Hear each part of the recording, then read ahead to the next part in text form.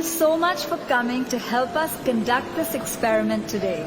We were of different ages. We were made to stand in a line. Now I'm gonna ask you a bunch of questions. If your answer is a yes, step forward. If it's a no, please step back. Here goes. Ready? Did you learn how to ride a bicycle before the age of 10? Did you learn music in school? Did you take any lessons in sports?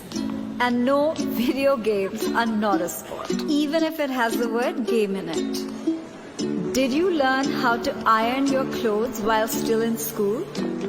Take a step forward. If not, take a step back. If you can make tea or breakfast, not just for yourselves, please step forward. If not, take a step back. In the beginning, I think the questions were more general. People were still going forward and backward. Questions like, it was funny to see the cooking question. There were a lot of men who went ahead and there were women who were going behind. Do you usually make all the household bill payments yourself? Do you know the circle rate in your area? Do you know the price of gold today? Do you know the exact breakup of your salary?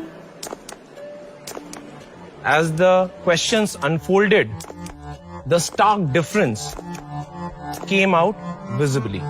Do you know the details of the financial documents you're asked to sign? Have you bought a vehicle in your own name without consulting anybody? Have you bought insurance policies unassisted? Do you watch or follow the budget? Like you think you're doing okay, but then you're like, okay, these are kind of important things that I don't look at. Do you manage your own finances and earnings unassisted? Do you know how to invest in mutual funds? Do you know the difference between a mutual fund and an SIP? Do you make the investments for your family members or your spouse? Do you file your own income tax return?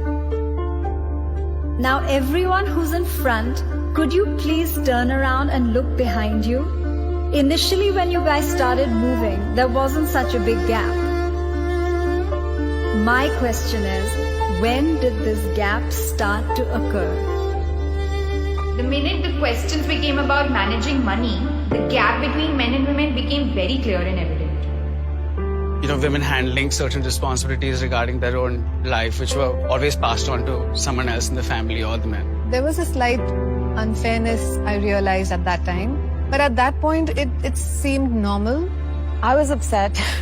I wanted to be at the front of the line. It's like, why don't I know this? Why am I not confident enough to say, yes, I am able to understand this? It was quite an eye-opener for me because I always depended on the men of the family to take care of my investments and, plan my future. I felt that obviously men are more into it than women. So eventually I did expect the gap to be there. Over the years growing up, there were certain very traditionally masculine tropes that were assigned for him and certain traditionally feminine tropes that were assigned for me. For women, it's practically debarred to learn to know and to focus on money.